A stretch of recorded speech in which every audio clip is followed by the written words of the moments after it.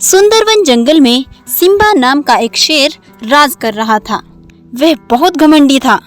वह जंगल का राजा तो था, लेकिन जानवरों का कोई ज्यादा खास ख्याल नहीं रखता था। उसके साथ उसकी पत्नी भी रहती थी, जो कि गर्भवती थी। वहीं दूसरी ओर रघु नाम का एक शेर रहता था।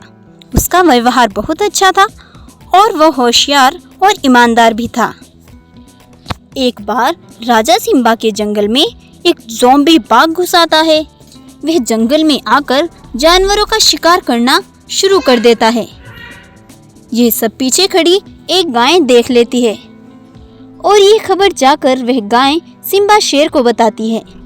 महाराज महाराज, हमारे जंगल में एक ज़ॉम्बी बाघ घुस आया है और उसने जानवरों को मारना शुरू कर दिया। महाराज, आप कुछ करें, हमारी जान खतरे में है। महाराज, गाय बहुत डर रही थी, लेकिन सिम्बा उसकी बातों को कोई ज्यादा तवज्जो ही नहीं देता और कहता है, ठीक है, तुम घबराओ मत, मैं देखता हूँ, कुछ करता हूँ मैं।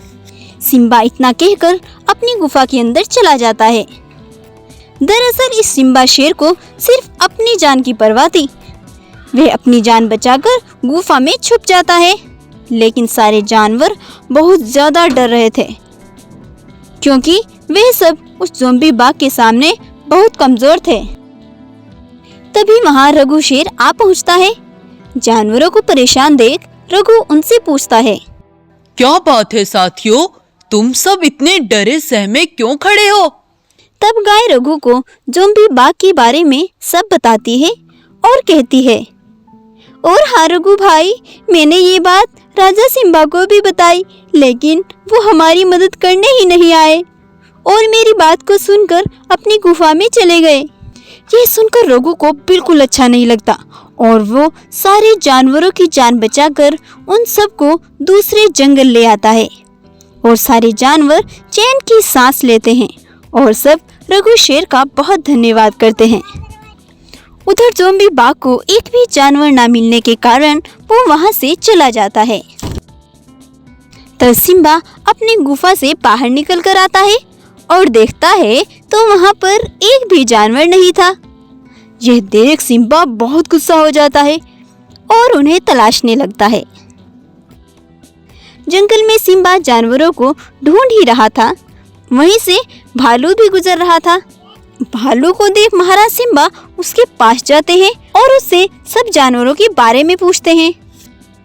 हम सबकी जान खतरे में थी महाराज, आपने हमारी कोई मदद नहीं की थी, लेकिन रघु ने हम सबको उस ज़ॉम्बी बाघ से बचाया और हमें दूसरे जंगल ले जाकर सुरक्षित रखा। ये सुनकर सिम्बा मन ही मन रघु से चिढ़ने लगता है और कहता है, अच्छा, उस रघु ने तुम सबकी जान बचाई, उसने बहुत अच्छा किया। चलो, मैं उसका धन्यवाद करना चाहता हूँ, मुझे उन सबके पास ले चलो।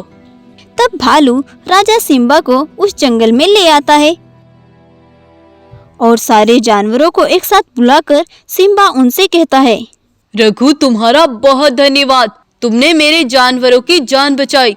मैं तुमसे बहुत खुश हुआ। इसके लिए मैं तुम्हें अपना मंत्री घोषित करता हूँ। आज से तुम हमेशा मेरे साथ रहोगे। मैं तुम्हारा बड़ा आभारी हूँ। रघु, तुमने मुझ पर बहुत बड़ा एहसान किया है। ये सुनकर रघु भी खुश हो जाता है और उसका मंत्री बनकर उसके साथ रहने लगता है।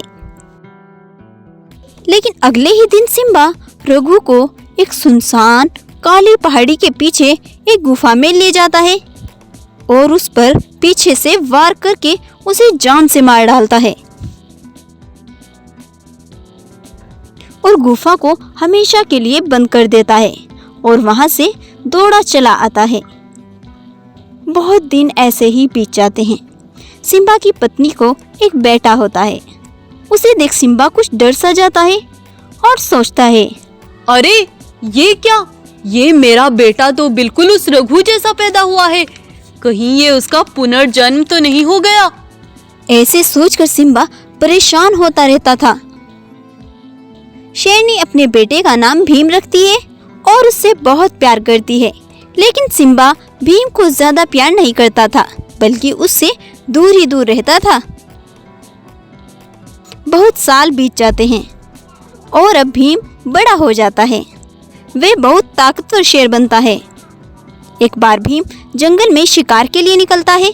जैसे ही वह उस जंगल की काली पहाड़ी तक पहुंचता है तो उसे वहां से अजीब अजीब सी आवाजें आती हैं। यह सुनकर भीम वहां जाता है तो उसे एक गुफा से ये आवाजें आ रही थी और वहां अजीब सी रोशनी भी हो रही थी।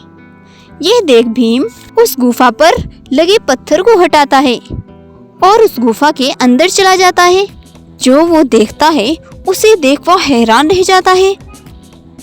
वहाँ एक जादुई सीढ़ी पर एक विशाल शेर खड़ा था और वो भीम से कहता है, सुनो भीम, मैं एक जादुई सीढ़ी शेर हूँ। मैं तुम्हें कुछ सच्चाई दिखाना चाहता हूँ। इतना कहकर जादुई विशाल शेर भीम पर कुछ अजीब सी शक्तियाँ छोड़ता है और जैसे ही वो शक्तियाँ भीम के अंदर आती हैं तो उसे अपने पिछले जीवन की सारी बातें याद आ जाती हैं और वो कहता है, अच्छा, तो ये मेरा पुनर्जन्म हुआ है और मुझे मेरा बदला लेने के लिए भगवान ने मेरा ही पुनर्जन्म कर दिया। इतना कहकर भीम गुस्से से दौड़ता हुआ जाता है और सिम्बा पर जोरदार वार करता है और उसे वहीं मार डालता है और जानवरों को उसकी की हुई गद्दारी के बारे में भी सब बताता है और उस जंगल का राजा बनकर जंगल पर राज करता है और सब जानवर भी अब भीम के साथ खुशी खुशी रहने लगते हैं।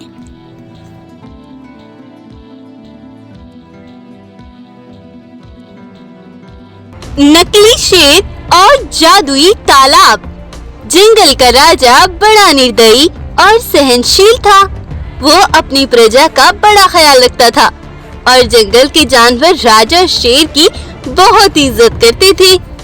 सुनो साथियों, मैं आज किसी काम से जंगल से जा रहा हूँ। तुम सब अपना ख्याल रखना और हाँ, होशियारी से रहना। इतना कहकर शेर महाराज वहाँ से चले जाते हैं। शेर जंगल में घूमते घूमते एक बड़े से गड्ढे में गिर जाता है। वो गड्ढा बड़ा गहरा था। शेर जोर से मदद के लिए चिल्लाता है, लेकिन किसी को भी शेर की आवाज सुनाई नहीं देती थी। उसी वक्त पास के जंगल से एक शेर वहाँ आता है। वो गड्ढे में गिरे शेर को देखकर कहता है, अरे शेर, तुम इस गड्ढे में कैसे गिर गए? शेर भाई, मेरी मदद करो, मैं इस गड्ढे से बाहर नहीं निकल पा रहा हूँ। कृपा करके मुझे यहाँ से निकाल दो।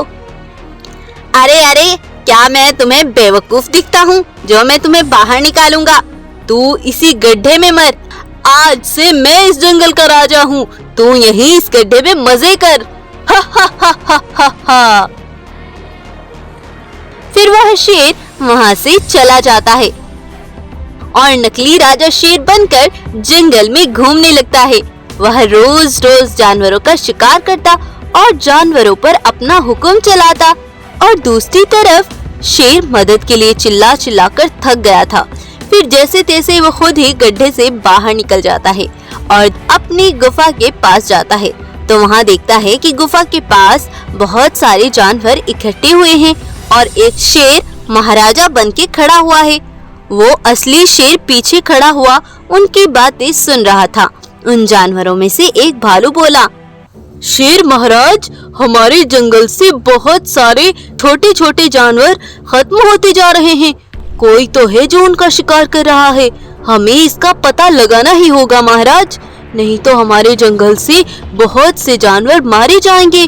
महाराज, क्या आपको पता है कि वो कौन हो सकता है जो हमारे जंगल के जानवरों का शिकार कर रहा है? तभी शेर मन ही मन हंसता है और सोचता है, हा हा हा, कितने बेवकूफ जानवर हैं। खूनी के पास खड़े होकर ही पूछते हैं कि खूनी कौन है। तब वह नकली शेर जानवरों से कहता है, अरे जानवरों, तुम्हें फिक्र करने की कोई जरूरत नहीं है। मैं उसका पता जल्द ही निकाल लूंगा। तब तक तुम सब सावधान रहना। उन सब की ये बातें असली राजा शेर सुन रहा था। वो उनके पास आता है। उसको वहाँ देखकर नकली शेर चौंक जाता है तो असली शेर कहता है, अरे क्या हुआ शेर, तुम मुझे देखकर डर क्यों गए? अरे नहीं नहीं, मैं तुम्हें देखकर क्यों डरूंगा, और तुम कौन हो और यहाँ क्या करने आए हो? दोनों में तू मैं शुरू हो जाती है और सब जानवर परेशान हो जाते हैं। तभी गाय शेरों से बोलती है, तुम ये सब अपनी बहस बंद करो, मेरे पास एक उपाय है। एक जादुई तालाब है जो उसमें अंदर जाता है, अगर वो झूठ होता है तो वह तालाब उसकी खाल नोच लेता है और लहूलुहान कर देती है, और जो सच बोलता है वो उसे अनेक शक्तियां देती हैं। तब भालू बोलता है, अरे हाँ, चलो अभी दूध का दूध और पानी का पानी हो जाएगा। तब असली शेर बोलता है, अरे हाँ हाँ, चलो चलो चलो, मैं तैयार हूँ। लेकिन दूसरी तरफ उस नकली शेर के पैरों तले तो जमीन खिसकी जा रही थी और वो सब उस तालाब के पास पहुंच जाते हैं।